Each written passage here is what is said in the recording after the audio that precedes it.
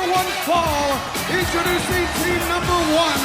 First, accompanied to the ring by Black Machismo Jay Lethal, and representing Lethal Consequences from Atlanta, Georgia, Consequences Creed. At Slammiversary, the X Division Championship bout will be under King of the Mountain rules. You might as well call it a handicap match.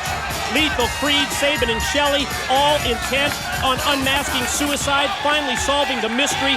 But remember, only one of those four can win the X Division title, and that's where you wonder if Lethal Consequences and the Guns can maintain their focus, they can work together, or will they lose sight of that common goal when they become eligible to win the title?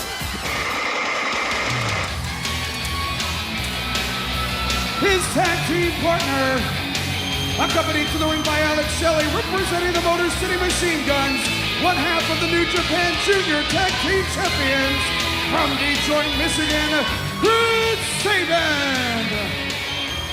The bottom line here is the Guns feel that that X Division title needs to come home to the Motor City, especially when Slammiversary is going to be in Detroit. Think about it. The last person to hold that X title before Suicide stole it was Alex Shelley. The person that's held that X title maybe more than anybody in this business, Chris Sabin. I mean, it feels like a part of them, and they want to bring it home in the Motor City.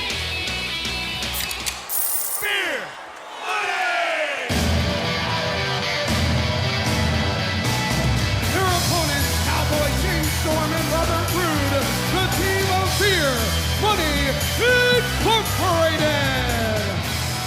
For James Storm and Robert Roode, the victory in the Team 3D Invitational Tag Team Tournament was huge. $100,000 of 3D's own money, the symbolic cups, the trophies that they proudly bring to the ring, but the reality is that win at Sacrifice was only step number one for Beer Money Incorporated. Yes, the tournament and unqualified success in bringing the spotlight, the prestige back to tag team wrestling. But for these two, for Storm and Roode, the big payoff is Sunday, June the 21st at Slammiversary in Detroit, because that is the night that they get their chance to regain the TNA World Tag Team titles from Brother Ray and Brother Devon.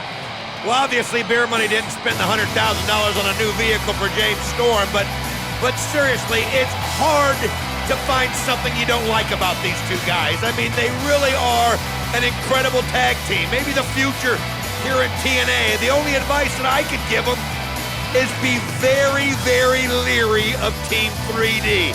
All this praise that Brother Ray and Brother Devon have been heaping on them. I remember you and me both sitting at that table with those guys at Sacrifice. I mean, we both wanted to throw up. All that stuff that 3D was...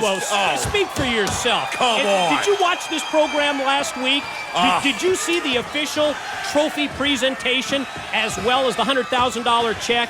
To me, when I watched that, Team 3D, Beer Money Incorporated, I saw that there truly is mutual respect between the 22-time World Tag Team Champions and their top rivals, and a team that, quite honestly, has the potential to match the resume and the records of Team 3D, and that's Beer Money Incorporated. I'll tell you what, as somebody who spent years and years studying body language and all the tics and all the little things in the eyes when you lie to people, it's obvious to me, Brother Ray, Brother Devon, their sincerity means nothing, and they'll screw Beer Money any chance they can. Oh, you've been watching way too many episodes of Lie to Me. That clothesline missed by Roode, and then Sabin springs right back, went for the DDT, but he gets cut off, and here's a Beer Money double team. Well, that's what they do so well. I mean, they work together so well. Still to come tonight right here on Impact. I will talk with the Main Event Mafia. We'll find out what's on the mind of Big Sexy Kevin Nash as he gets prepared to take on Samoa Joe. That match is tonight here on Impact. What a pay-per-view quality match.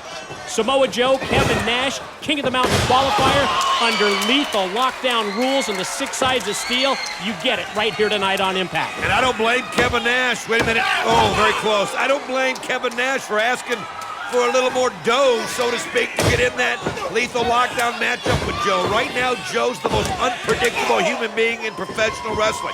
I think he's the one guy that right now strikes fear in everybody just because he's just on this kill mission that he's on. I mean, it's just destroy everything in his path. The guy's unbelievable, and Kevin Nash is going to have to really use his experience if he wants to advance to King of the Mountain. And especially Kevin Nash. He's been singled out by Samoa Joe, by the Nation of Violence. He's on that main event Mafia hit list, and he is #1 on the list, and Joe gets him later tonight.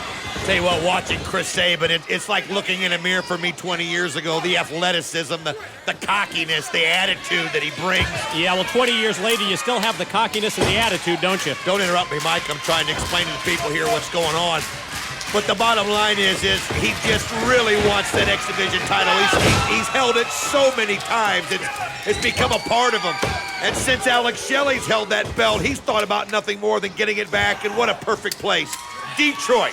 My only question, you got to work together if you want to bring that belt home. Well, so far, Lethal Consequences and the Guns in the form of Consequences Creed and Chris Sabin, they have been working together. They've been on the same page in this tag match against Beer Money Incorporated. Well, they found something to work together for. Again, now that they realize, like we all have, that obviously Daniels and Suicide aren't the same person, the question is who is Suicide?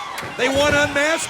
They want to find out who it is, and that's something that the four of those guys feel like until they know, as you see a little communication break. Whoa! They have been working together. They were on the same page until both Sabin and Creed go for the high-risk move off the top, and then they collide, and here comes Robert Roode. Well, it was obvious that Sabin actually had the position first. That's just the inexperience of Creed, and it's given Robert Roode the opening that he needs. Off the series of clotheslines, Sabin shot off into the ropes, and the high back body drop by Roode. Here he comes into the corner, but Creed's able to get the boot up. Caught him coming in, caught him right on the jaw, but high spine buster by Roode on Creed. Here's the cover. Here's two, and no, Sabin in for the save. The last second, Sabin able to break it up, but what a shock right there to the jaw by James Storm as he pursues Sabin outside of the ring and just coming on him, just not letting up for 1 second. Storm and Sabin battle outside. DDT attempt by Creed is blocked. Clothesline missed, and then you see that both Roode and Creed, their heads butted together, and they both go down. And what are the British Invasion doing out here now? Well, just in case you forgot who they were and what they're all about, they want to make sure that everybody in the tag team division. Check out Team 3D. Check out Brother Ray and Brother Devon, and they're here to watch the backs of Beer Money Incorporated. This is part of that mutual respect that I was talking about earlier. They don't want the interference by the British Invasion as Brother Ray and Brother Devon fight the Brits to the back.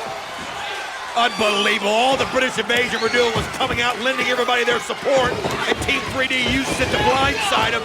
And now look at this situation. Oh!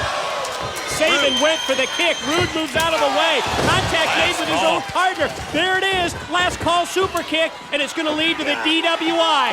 Drinking while investing. They nail it. Here we go. Beer Money gets the win. Here are your winners, Beer Money Incorporated. Powerbomb neckbreaker combination from Beer Money Incorporated that they call the DWI proves the difference as they get the victory over Chris Sabin and Consequences Creed, but there were some communications.